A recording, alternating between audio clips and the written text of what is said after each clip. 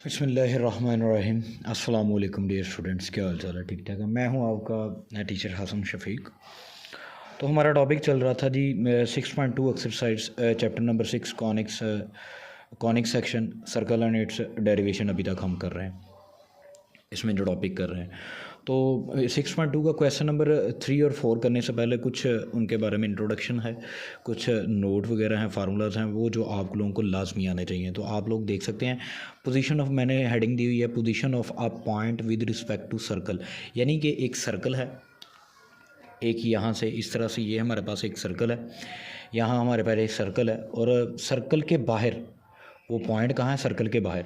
Circle के बाहर लाए करता है, अंदर लाए करता है, या यानी कि अंदर इसके इनसाइड टू द सर्कल लाई करता है, या ऑन दी सर्कल लाई करता है।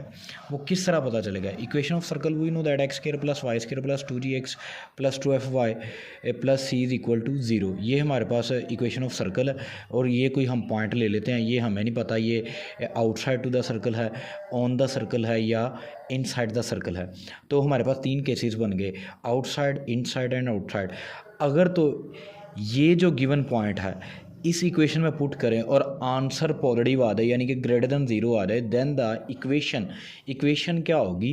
Then the point, then the equation नहीं, then the point lies outside the circle. इसी तरह अगर नेगेटिव आ गया, आंसर क्या आ गया? ये पॉइंट इधर पुट करने से आंसर क्या आ गया? नेगेटिव आ गया। यानी कि लेस देन 0 आया, ना तो 0 से बड़ा है ना 0 को इक्वल है, यानी कि नेगेटिव का है। लेस देन आए 0 से, क्या हो? Less than point inside lies inside the circle. अगर इसमें ये पॉइंट P इधर पुट करने से हमारा आंसर इक्वल टू 0 आ जाता है, 0 की इक्वल आ जाती है कैलकुलेशन हमारी। तो पॉइंट कहाँ लाई करेगा? Lies on the circle, lies on the circle, वो सर्कल पर पॉइंट लाई करेगा। इसी तरह length of a tangent from a point to a circle. इसी तरह देखें, ये हमारे पास एक सर्कल है, कहता है length of tangent find out कराओ। कहाँ से? एक पॉइंट से जो टेंजेंट, उस टेंजेंट की लेंथ एक पॉइंट से फाइंड आउट करो जो सर्कल पर ड्रा किया गया टेंजेंट है। ये फॉर एग्जांपल ये कोई पॉइंट P है, आउटसाइड होना चाहिए। ये पॉइंट कहाँ होना चाहिए? Outside the circle. यहाँ से हमने एक टेंजेंट ड्रा कर दिया इस तरह सर्कल पर, और जिस पॉइंट पे इस लाइन ने, इस टेंजेंट ने इसको टच किया, उसको हम एक और नाम दे देते हैं A का, इसको हम फॉर एग्जांपल नाम दे देते हैं P का। तो P से A तक का हमने क्या करना है? डिस्टेंस फाइंड आउट करना है। लेकिन वहाँ पे ये टेंजेंट की लेंथ फाइंड आउट करने का फार्मूला क्या है हमारे पास? जनरल फार्मूला x1 का स्क्वायर प्लस y1 का स्क्वायर, यहाँ पे y1 का square plus 2gx1 plus 2fy1 plus c। हमारे पास ये आ जाएगा, हमारे पास क्या आ जाएगा? इस तरह से ये फार्मूला हम अप्लाई करेंगे। तो नेक्स्ट अब हम अपने क्वेश्चंस की तरफ बढ़ते हैं। हमारे पास क्वेश्चन है, क्वेश्चन नंबर 3। क्वेश्चन है जी क्वेश्चन नंबर 3। क्वेश्चन नंबर 3 में वो कहता है, इंपॉर्टेंट है, ये दोनों शॉर्ट क्वेश्चन हैं। तो question number 3 and 4, question number 3 में वो कहता है check the position of the point 5,6 with respect to the circles. 2 circle दिए हुए हैं, 2 पार्ट्स हमारे पास। This is circle 1, this is circle 2। यानी कि ये पॉइंट इसमें भी पुट करके देखना है, इसका आंसर 0 से बड़ा आता है, 0 से छोटा आता है, या इक्वल टू 0 आता है। इन तीनों केसेस में से जो मैंने पीछे बताए हैं, अगर कोई एक केस बन रहा है तो उसके हिसाब से उसका आंसर आ जाएगा। इसमें भी पुट करेंगे ये 5,6, और इसमें भी पुट करेंगे। इस पॉइंट को हमने नाम दे दिया let P into 5,6 be the point. तो x की वैल्यू हमारे पास 5 है, y की वैल्यू हमारे पास क्या है? 6। तो इस सर्कल में हमने पुट किया तो हमारे पास आ गया पुट इन इक्वेशन 1, 5 का स्क्वायर प्लस 6 का square is equal to 81। Minus का 81 इधर आकर, प्लस का 81 इधर आकर हो गया माइनस का 81। 6 का स्क्वायर किया 36, प्लस 5 का स्क्वायर किया कितना आ गया? 25। अब ये हमने देखा 25 plus 36 61 minus 81 as it is, this is equal to 0। ये देखें 61 में से 81 माइनस करेंगे तो हमारे पास क्या आ जाएगा? -20 आ जाएगा, which is not equal to 0। और ऊपर से है क्या? नेगेटिव का। ऊपर से है क्या? नेगेटिव का आ गया। ये कौन सा आ गया? नेगेटिव का आ गई। ये टर्म क्या आ गई है? नेगेटिव की। तो बट इसका मतलब -21 इक्वल टू 0 नहीं है, लेकिन लेस देन 0 है। So point lies inside the circle, point lies inside the circle. इसी तरह हमारे पास इसका सेकंड पार्ट है। सेकंड पार्ट में भी एक्स की जगह एक्स की वैल्यू 5, वाई की जगह वाई की वैल्यू 6 पुट करेंगे तो हमारे पास आ जाएगा 2 इंटू 5 का स्केयर प्लस 2 इंटू 6 का square plus 12 into 5 minus 8 into 6 plus 1।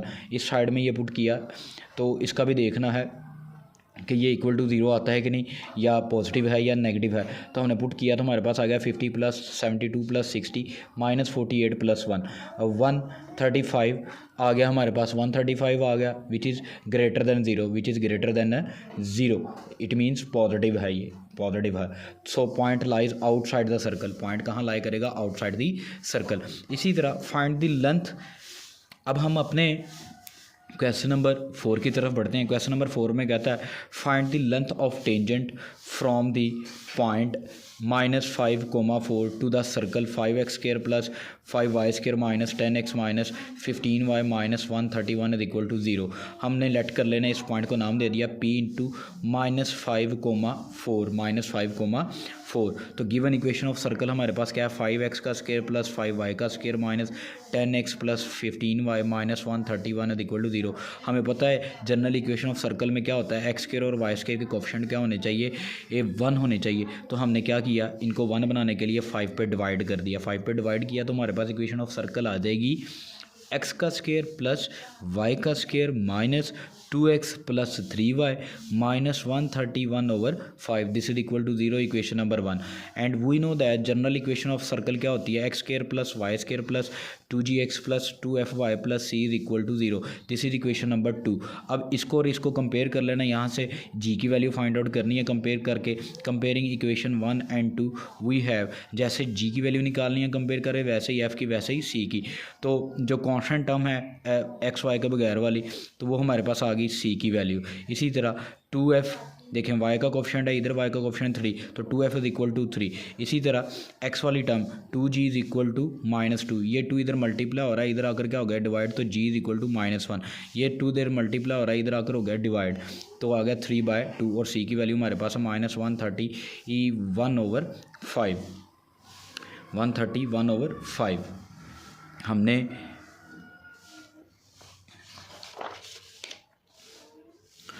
तो वी नो दैट, देखें वी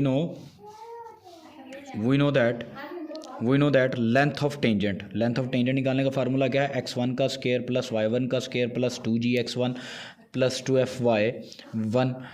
2fy1 प्लस c।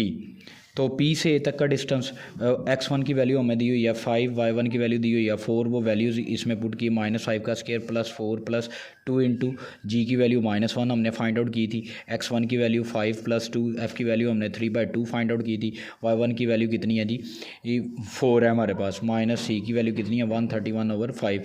ये 2 इस 2 से क्या हो जाएगा, कैंसल आउट। तो -5 का स्क्वायर किया 25, 4 का स्क्वायर किया 16, माइनस माइनस क्या हो गया plus, 5 1s are 5, 5 2s are 10, इसी तरह 3 4s are 12, -131/5 as it is. अब इन सब का क्या करेंगे, इन सब का एलसीएम लेंगे तो हमारे पास आ जाएगा प्लस माइनस करने से 184/5 का square root, which is length of tangent, बेटा ये क्वेश्चंस बड़े इंपॉर्टेंट हैं, आपको आज जो करवाए गए हैं इनको लाजमी आप लोगों ने करना है। जज़ाकल्लाह।